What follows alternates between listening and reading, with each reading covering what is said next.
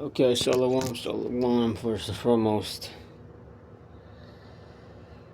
Start by giving the higher praise, honor, glory to Yahweh, Hashem Yahushai, Hashem Kakadas.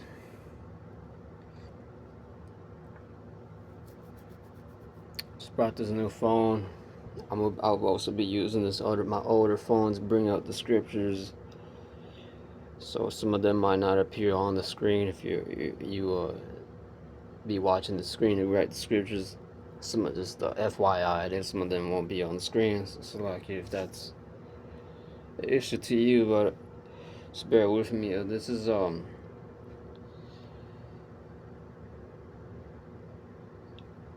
it'll be what the fuck it is. You know, you can write the scripture down. Obviously, it doesn't. It's Hebrews 11 and 1. I'm gonna open up with this because this is what the lesson's gonna be about, which is to myself. I gotta faith. You gotta keep the faith and have faith. Continue with the faith and patience helps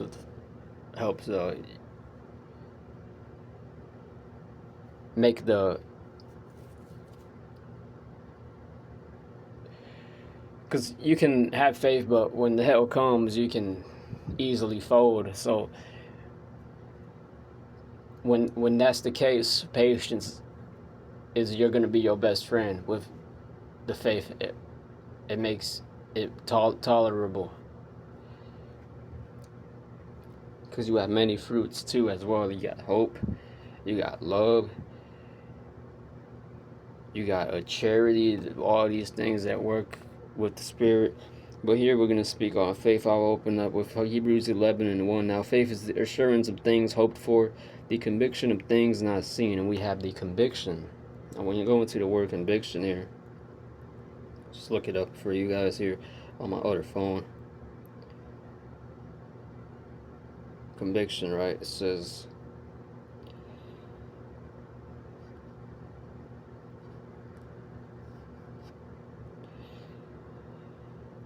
conviction. In the Google definition, it reads, it says conviction.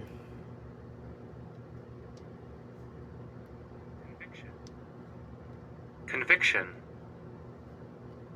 Yep, conviction. Conviction. Conviction, a former declaration that someone is guilty of a criminal offense, and us, we're guilty, man. It's in us.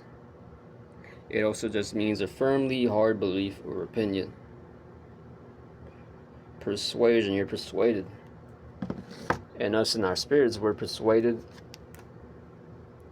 that the Lord is the true God, that the name Yahweh Yahushai is the true name, that if we don't do what we do, the Lord will destroy us, that the Lord has chosen us. So it's like the Lord's our friend, and he's counting on us to do what he's commanding us to do. Something important he's commanding us to do. Didn't he call Abraham his friend? And so the Lord is our friend to us word. Now you don't want to piss your friend off, and in this case we don't want to piss the Lord off. We want to do our best of what we can for the Lord. Now we fuck up and make mistakes, but repent of them and keep moving and doing the work. And I'm a testament to that. I made many mistakes, but I'm continuing in this work. I pray and just hope that the Lord has mercy on me. Hopefully I can make it. Hopefully I am of the elect. But anyway, I got this here in Google. AI overview definition of when I typed in what is faith. And it says here on my other phone as well here, it says faith is deep trust, belief, and loyalty, often in God or a spiritual path, going beyond mere intellectual agreement, like to a confident reliance and commitment. Even without complete proof, involving a firm conviction that something unseen is real and true. It's about entrusting oneself to a higher power or principle, characterized by hope in the future and assurance in what is yet visible, motivating action and a way of life. It's about entrusting oneself, once again, I'm going to read it again. It's about entrusting oneself to a higher power or principle, and the higher power is the Yahweh Shai. That principle is that we got to get this work done. We've been chosen. We can't leave it like Jonah. Jonah had to find out the hard way. Characterized by hope in the future. And in the future, our hope in the future is that one day we won't have to be in this anymore. In this situation we're in right now, this current ultimatum we're in right now. An assurance in what is yet in what isn't yet visible, and that assurance there is that the kingdom is going to come, that the good rest, that an eternal rest is going to come, where we are made back in one with the Father in His eyes, in perfection, where we won't have to sin and go off anymore, and we'll be perfect again, where the world and the earth won't be destroyed anymore, and have all of these things that's a result of that, as we can see currently right now in this present evil temporal world, where not much glory doth abide. That was a mouthful, but it says motivating action in a way of life. Motivating action. That motivating action is this fire in this, like Isaiah said, this fire. It's a fire in my bones that he didn't. He basically Isaiah did a test to try to not speak the words of the Lord anymore. I think that was Jeremiah. That he wasn't going to speak the words of the Lord anymore because he got scared and bitched up. But then he was like, no, it's like a fire in my bones. I got to speak it. I got to bring it out.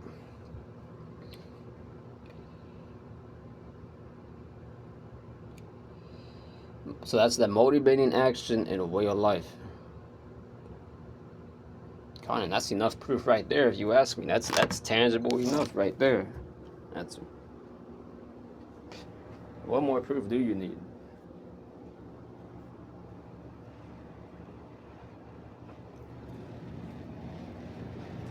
Really, nothing's really invisible. Nothing really is invisible. Really, nothing really is without reasoning. So really, the faith is it's tangible. It's more tangible than the Barry's flesh on your skin right now. And it's one of the most powerful weapons. More powerful than any weapon that Esau could come up with and has right now. So I had this little thing I wanted to speak on. Then we'll go into Deuteronomy 32 there. We already read the AI overview definition of faith, what they had to say. AI overview went in on that. And I want to bring Hebrews 11. There's around a 16th verse somewhere there. But first, let's go to the article here. This little article here that speaks on about Moses' 5 objections to God. Basically, 5 excuses that he made. Five Moses when the Lord first introduced himself to Moses, he made 5 excuses. We're going to go into what those 5 excuses were, showing you his lack of faith, and also showing you how a lack of faith can lead you to death. The Lord could destroy you for having a lack of faith.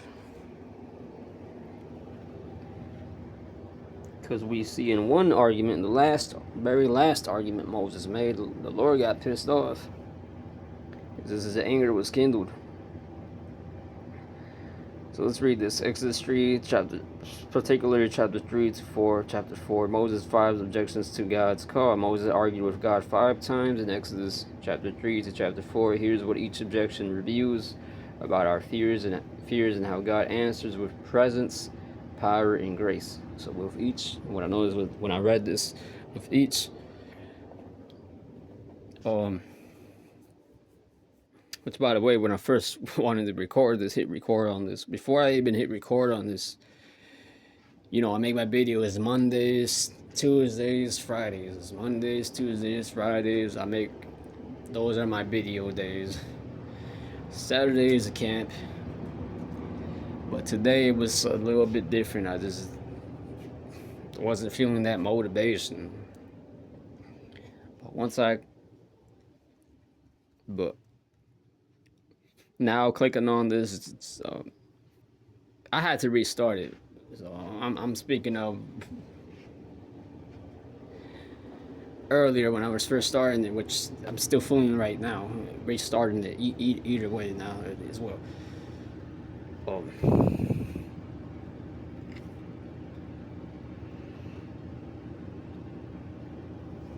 so that was faith. That uplifted my faith. Like I just didn't even wasn't feeling like making a video, but then I clicked on it, and as I was going in on it, then I was feeling it. This is Moses made 5 objections to God's call at the burning bush. Exodus chapter 3, chapter 4. Who am I? That was one of his first ones. Who are you? Basically, what's your name? Okay, let's go down. Moses is one of the most relatable of the fathers of Israel. He's kind about out of place. He gets frustrated. He fights with his brother and sister. He gets tired. He works himself too hard until his father-in-law makes a common sense suggestion to lighten the load. He argues with the creator of the universe. Put yourself in Moses' shoes. You're a Hebrew child raised by an Egyptian princess, so you don't belong anywhere. One day you try to defend your Hebrew kinsmen, and you end up killing an Egyptian. The next day the Hebrews reject you for trying to help, so you go into exile. You find a nice woman to marry, and you have kids. One day you're minding your own business when a burning bush talks to you and tells you to go back to Egypt, the place where both your native culture and your adopted culture hate you. So that's why I imagine Moses was like, send somebody else. Or in the last one he said, the last one was, I don't want to do this, send somebody else.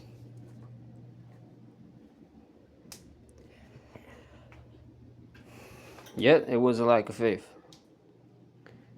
So let's read Exodus 3 and 11. But Moses said to God, who am I that I should go to Pharaoh and bring the children of Egypt out of Egypt? Children of Israel out of Egypt. So that was his first excuse. Who am I? Why me? He said. This is the Lord's response. Verse 12, he said, but I will be with you, and this shall be the sign for you that I have sent you when you have brought the people out of Egypt. You shall serve God on this mountain. So Lord, and that's poetic. That's poetic, that the fact that in that same mountain, Moses was going to end up going back with those people the Lord promised he was going to bring out, and where he was going to get the commandments. In the same place where he was lacking faith, he ended up increasing faith. So there's nothing too impossible for the Lord. You brothers and sisters, whatever situation it is or thing barrier it is in the spirit that's making you lack faith, this video is for y'all, for myself. Faith is important. This is emphasized. This video is just purpose for it is to emphasize the importance of faith. It's a free gift, but it's an eternal one. It's an eternal power.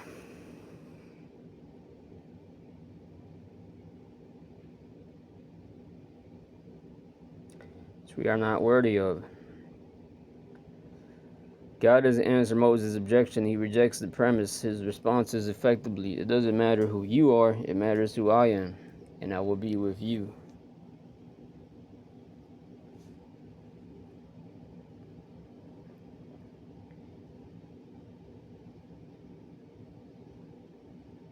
But God goes further. He doesn't just assert his support. He gives Moses a sign. This is God's way.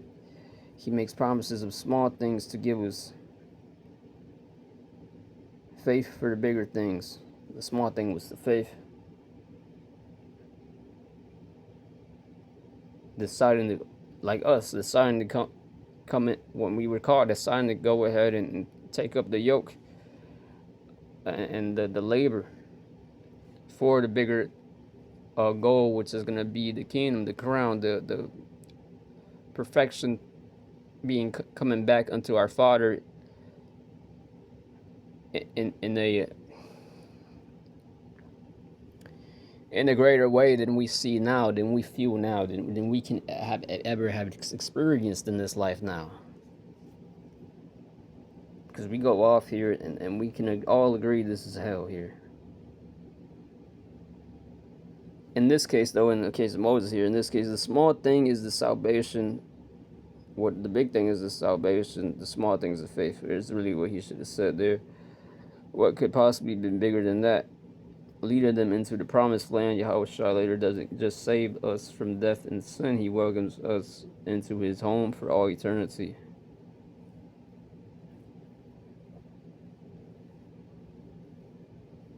Here's the weird part. Moses actually has the perfect identity to go to Pharaoh and bring the children of Israel out of Egypt. He was raised in the Egyptian court, so he knows better than almost anybody in Egypt how the politics work, what the rituals are, how to properly behave in the setting before this God king. And he is, despite his fear, a child of Israel, so he has authority to lead them. Israel would never could ever let a foreigner lead them anywhere. Yeah, so really Moses was as completely qualified more than he was thinking. You see, that's why he should have had faith. But this was just an example to us because us, we were just like Moses in the beginning. Me, just like Moses in the beginning, didn't have faith. It's too scared to go out to speak. Like me personally, I've always been a shy kid. I was young. I was young when I came into the truth. Barely 20 years old, freshly just 20, turned 20. No experience of life. I ain't. I barely even I barely had one job.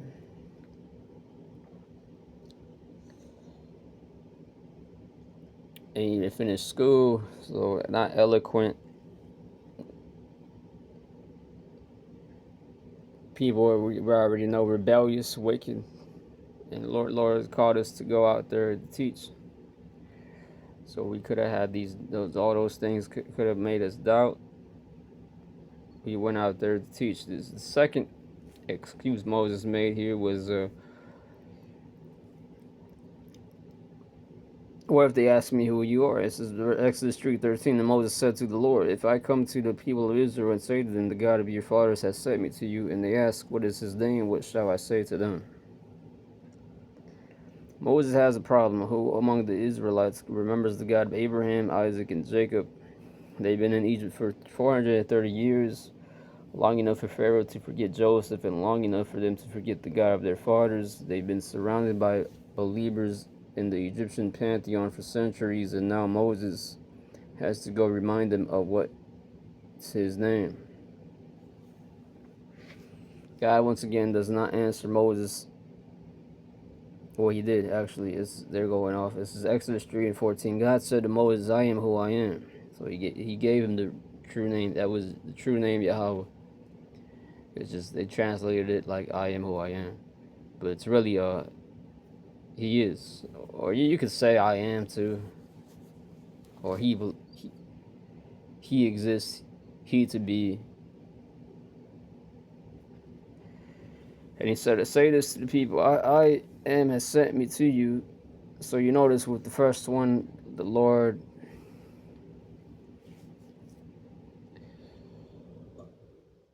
destroys Moses' doubt. The first excuse was, why me? The Lord told him, replied, I'm going to be with you though, to break that doubt Moses had. The second one here was, what's your name? Oh, Yahweh gives him his name, Yahweh.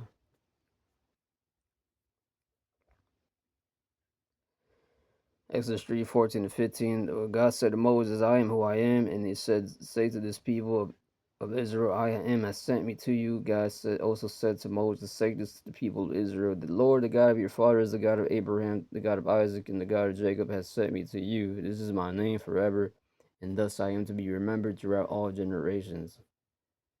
Other gods have named. Okay, there.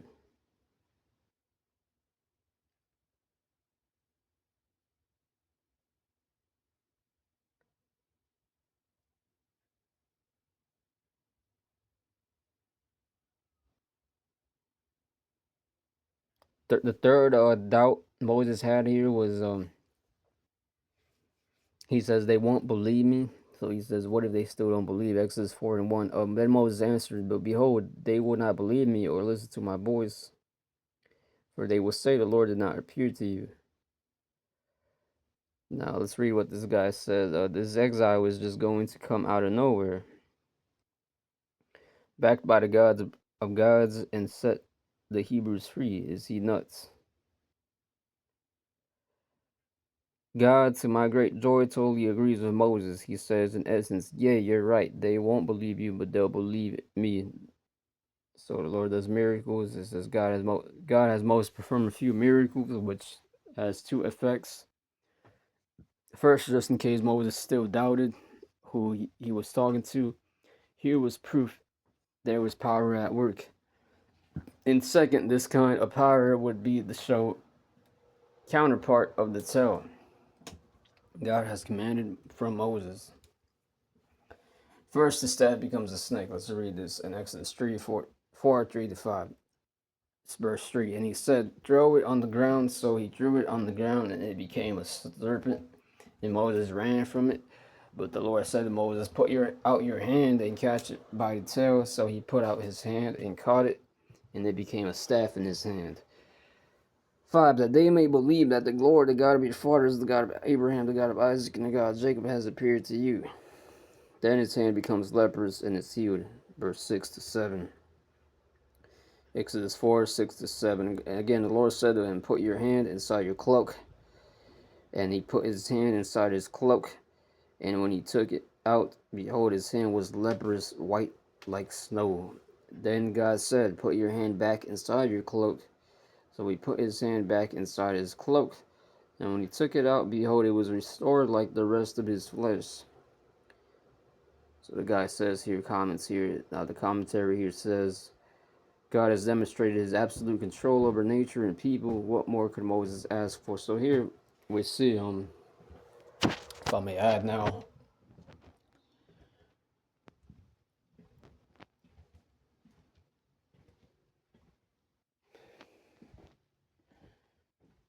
Moses is doubting, right?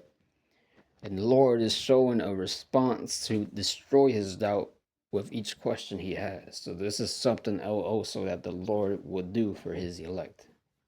He'll do it for you too.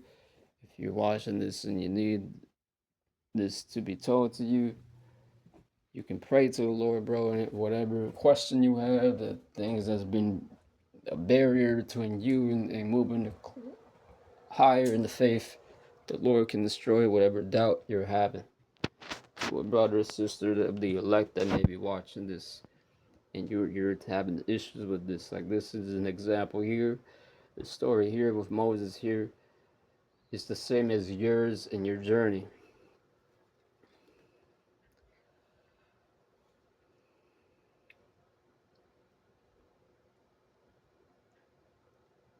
And you got to be chosen, and once you, and if you are chosen, it's going to be no doubt to you that you are chosen, because the Lord is going to give you signs. Like yesterday, personal testimony, I went outside for a walk yesterday, and I was feeling fucked up in the spirit, and I have been fucking up in the spirit recently.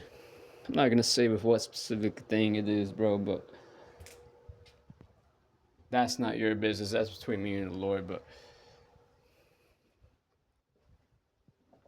I walked outside, bro, and I looked on the ground, and there was this old, very used up wrapper by a mountain of snow, and on that it said the number 4. So I just took that by and just sometimes you just look at the time and you may see 1:44 a.m., 11:44, 1:14 p.m. Colin, that's all a sign to you from the Lord there.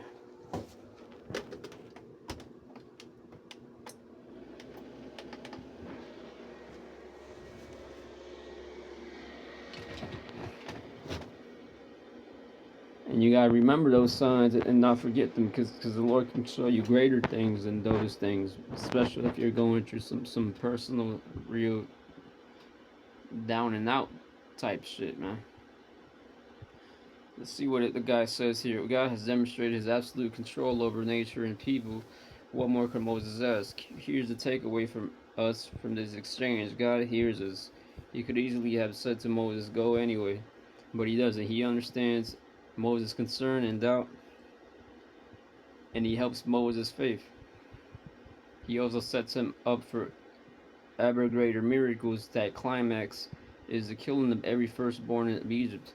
But that's another story. God.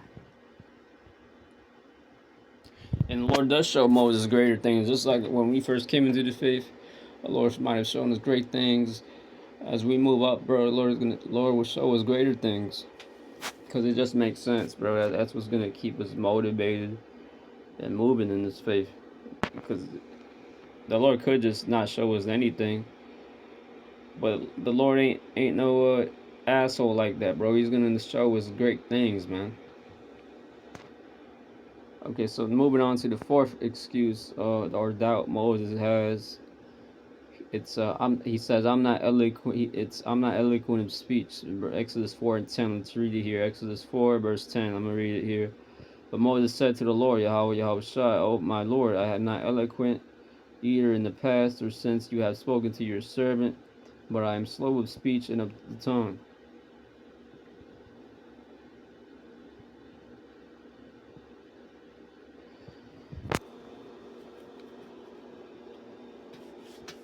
So the first one was that let's go back to the beginning. So the first excuse was Moses said, "Why me?" The Lord says, "I'm with you," breaking that doubt. The second excuse that Moses says is,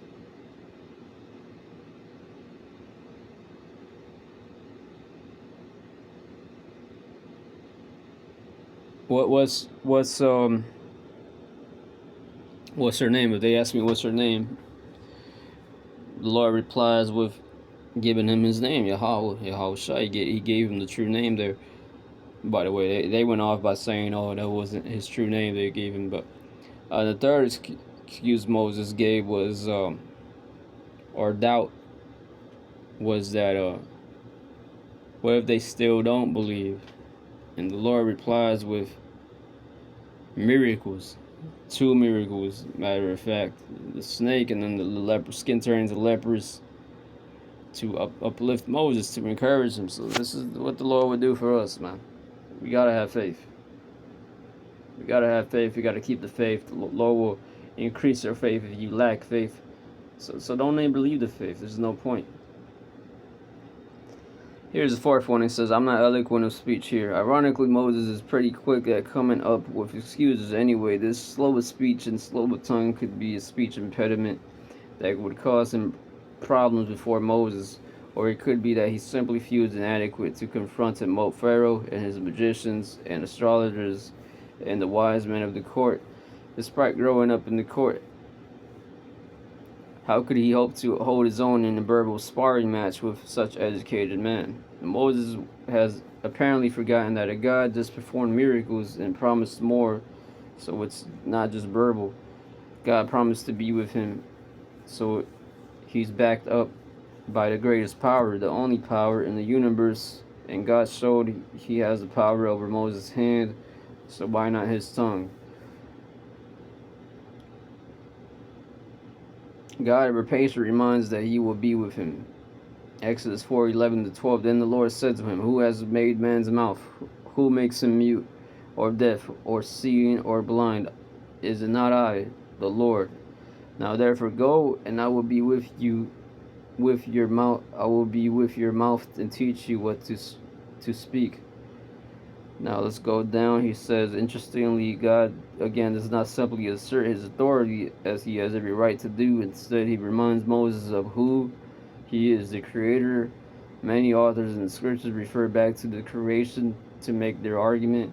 In this case, God reminds Moses that he created the mouth, and just as he can do a sense, meaning mute the one deaf or blind one, surely he can open Moses' mouth. Notice God never says, "Yes, you are, Moses. You're strong." He only says it doesn't matter. Moses, I'm strong. Poor Moses once more opens his mouth. It's the last one. It says Moses says Exodus 4:13, but he said, "Oh my Lord, please send someone else." Up until now, I've understood Moses' challenges, I've identified with his objections, and I've worked to see them in my own life. But here, Moses simply takes the words out of my mouth. I don't want to. Please send someone else. Now the Lord gets angry about this in verse Exodus 4:14. Then the anger of the Lord was kindled against Moses, and he said, "Is there not Aaron, your brother the Levite? I know that he can speak well. Behold, he is coming out to meet you, and when he sees you, he will be glad in his heart. You shall speak to him and put the words in his mouth, and I will be with your mouth and with his mouth, and will teach you both what to do. He shall speak for you to the people, and he shall be your mouth, and you shall be as God to him. And take in your hand this staff, which with you shall do signs."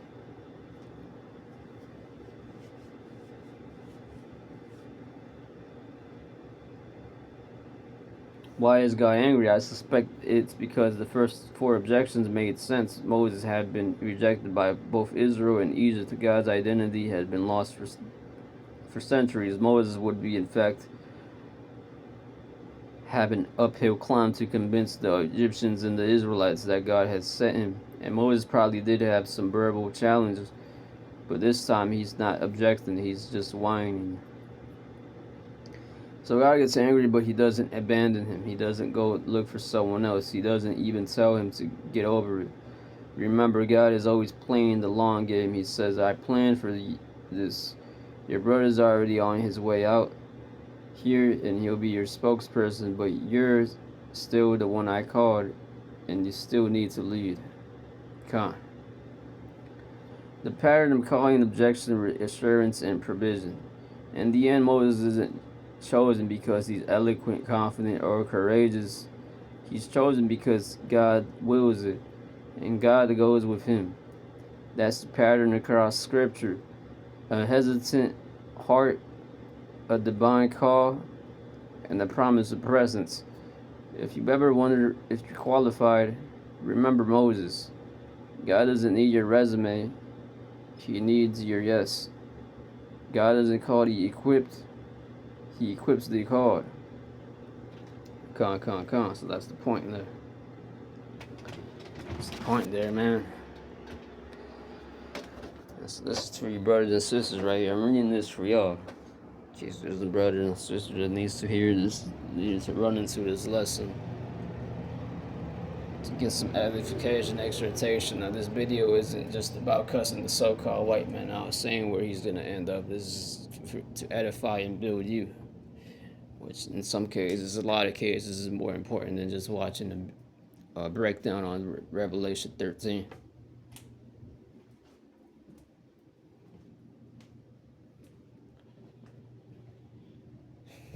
Like, you know how they have videos about motivation and or inspirational messages. Well, the edification, exhortation is the counterpart to the worldly type of motivation, inspirational speeches. It's a spiritual counterpart to that. Those no pain, no game in the gym type videos. It's the spiritual version of that. The edification, exhortations videos. Now let's go to. So you notice how the Lord got pissed off at Moses?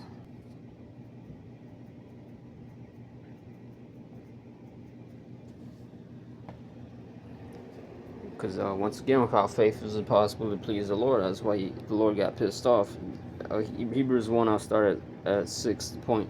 But without faith it is impossible to please him, for he that cometh to the Lord, like Moses, didn't please the Lord by saying, and the last statement, he said, send someone else. The Lord got pissed off at that one. For he that cometh to the Lord must believe that he is,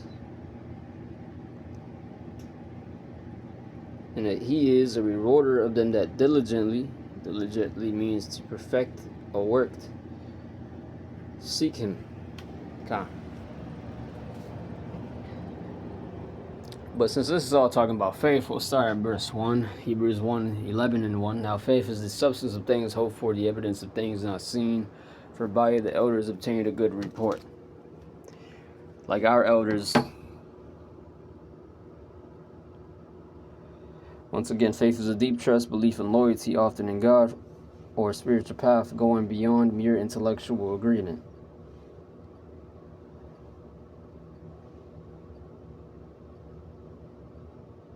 Yeah, like when shit is hard in your walk with Yahweh Shai, but you still continuing the work. It shows that your faith is not emotional; it's foundational, because you're staying loyal unto the Lord, like a woman with her husband. The husband may be struggling. If she continues to stay with her husband, boy, it shows that she really loves her husband. Going beyond mere intellectual agreement to a confident reliance, right? A confident reliance, because the man has money. A woman that's loyal ain't just there for the money. Her love goes beyond a confident reliance and commitment. Even without complete proof, involving a firm conviction that something unseen is real and true. The love she has for her man. So the same love we gotta have for our man, Yahweh Shai. You do make mistakes. You do complain sometimes. Sometimes you say, "Oh, fuck this shit." You gotta snap out that spirit. Snap out that spirit. I have little small things in my spirit about me that I wish I could change. That piss me off at times. And this thing pisses me off so much to the point where, like,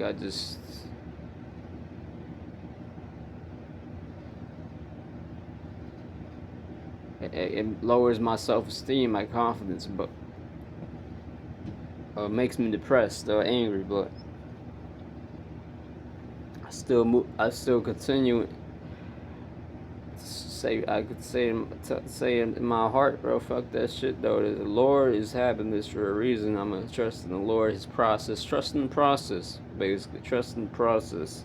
To you brothers and sisters, whatever that one thing is for you. The thorn, you can call it, I guess, a thorn in the flesh. Might just be a mental thorn, a mental pet peeve you have or something.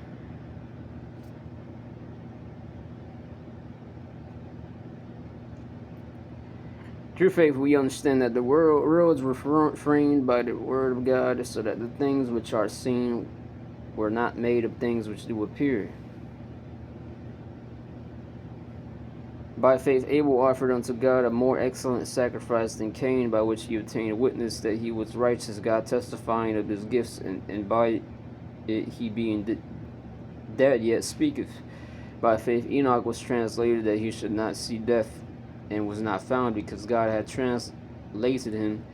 For being in translation, he had this testimony that he pleased God. Okay. By faith, Noah, being warned of God of things not seen as yet, moved with fear, prepared an ark to the saving of his house. Yeah, that's a good example. That's really one of the best examples right now I can think of. Noah, years building that ark.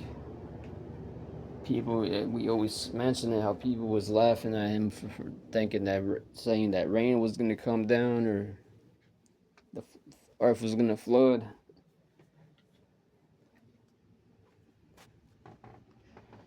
Years building that ark. It took like 100 years. And Noah is Yahweh Shai in the reincarnation, by the way. It says, moved with fear, prepared an ark to the saving of his house, by the which he commanded the world, and became a heir of the righteousness which is by faith. By faith, Abraham, when he was called to go out into a place which he should after receive for an inheritance, obeyed, and went out not knowing whither he went. By faith he sowed, and just showing you how great faith is as well. Speaking about Abraham there in this verse 8 there we just read there about Abraham there, showing you how great faith is there.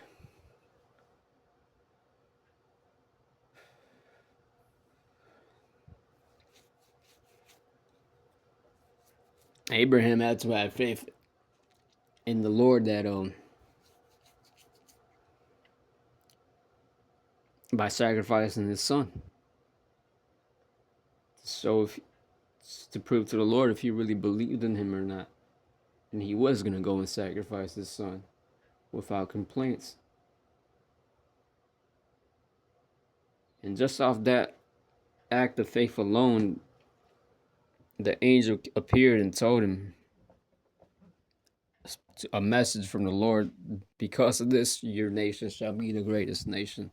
So that's really what I think of when I think of Israel and who we are and what type of nation we are. It always goes back to that sacrifice that Abraham was going to do, what that represents, faith toward Yahweh Shemashai. That's why we're going to be the nation that we're going to be.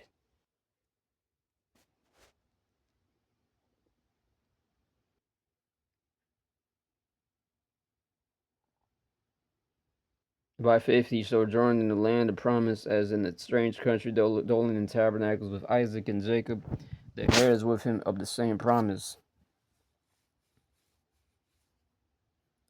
For he looked for a city which hath foundations, whose builder and maker is God. Through faith also Sarah herself received the strength to conceive seed, was delivered of a child when she was past age, because she judged him faithful who had promised. Now I'm going to jump down to the point I want.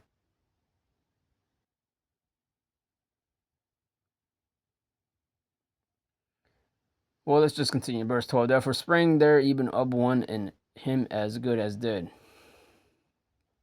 So many as the stars of the sky in multitude, and as the sand which is by the seashore innumerable. These all died in faith, not having received the promises, but having seen them afar off, and were persuaded of them, and embraced them, and confessed that they were strangers and pilgrims on the earth. For that they that say such things declare plainly that they seek a country. And truly, if they had been mindful of that country from whence they came out, they might have had opportunities to have returned. But now they desire a better country. So they could have. It says they could have went back. They desired a better country. That is in heavenly. Wherefore God is not ashamed to be called their God. For he had prepared a city for them. Come on. By faith, Abraham, when he was tried, offered up Isaac, and he that had received the promises offered up his only begotten son, whom it said, that in Isaac shall thy seed be called.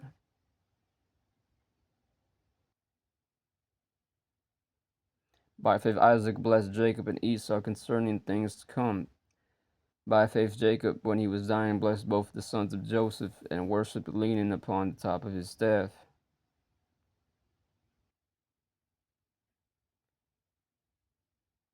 Come on.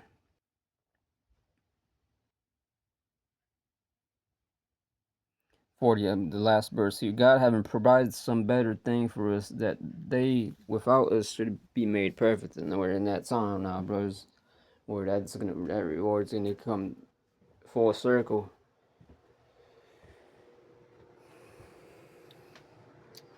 Let me get this in the MSG version, Hebrews 11 and 13 to 16.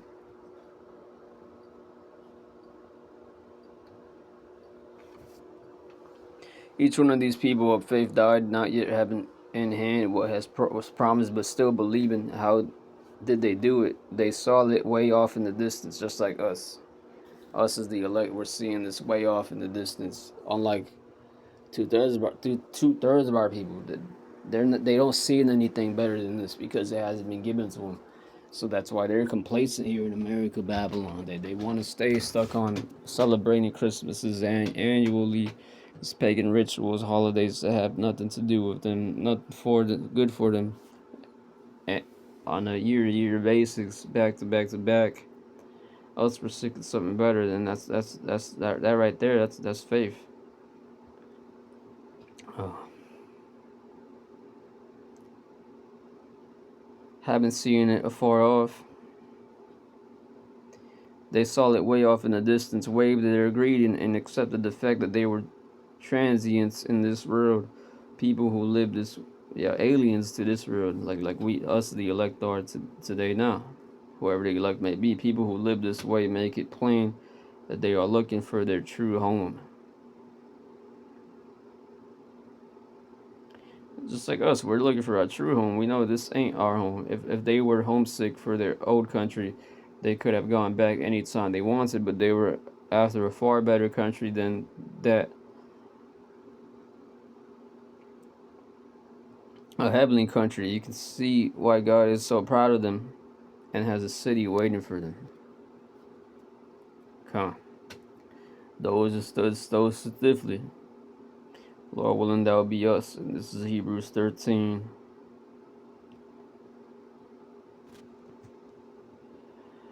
13, 14 to 16 is the point.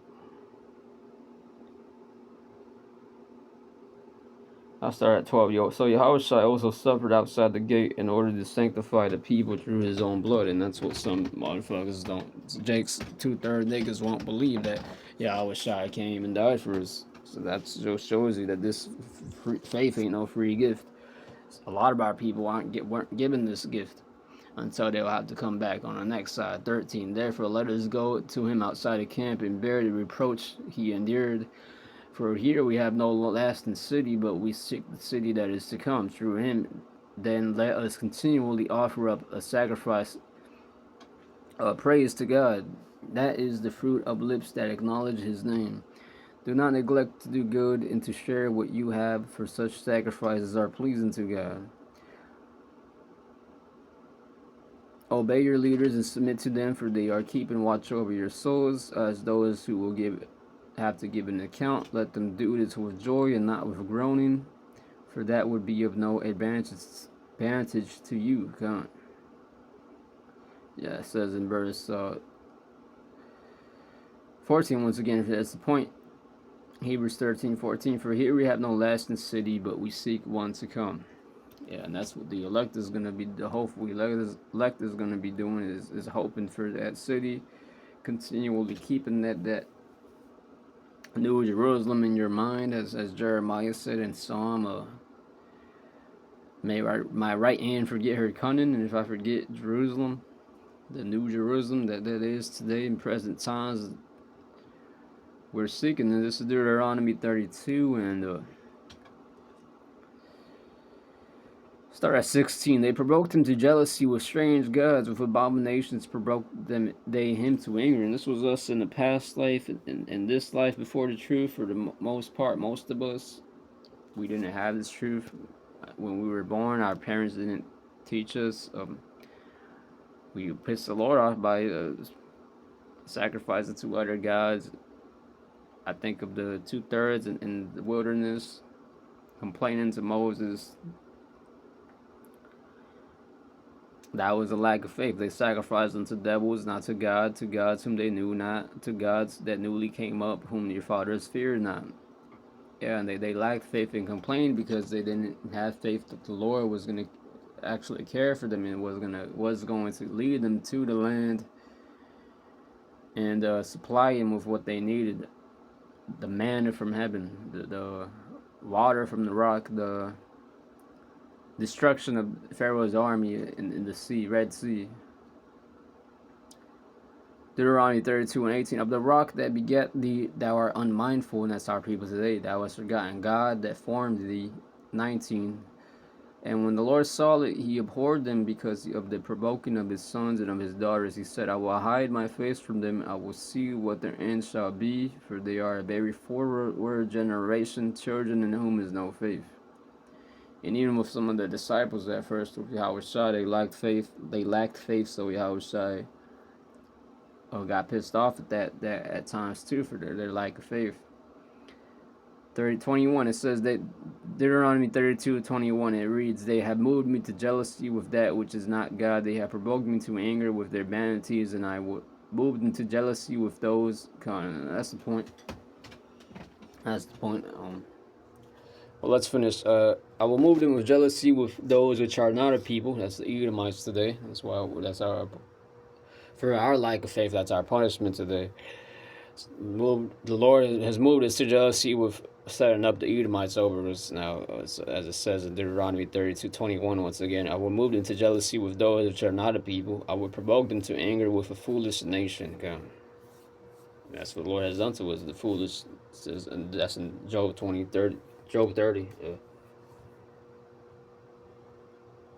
So I close out with a couple more.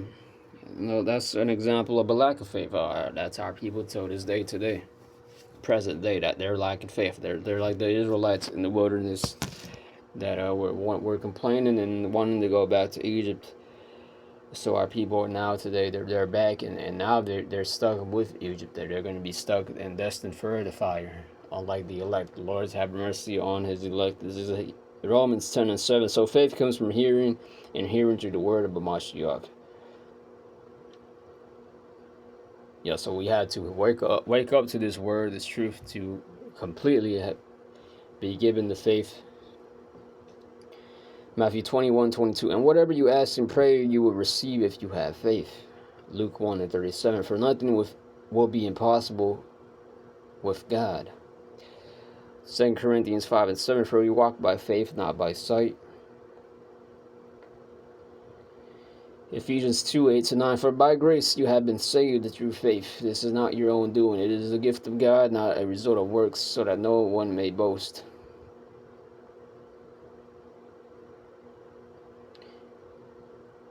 And so that's really the point. This was just a lesson on faith.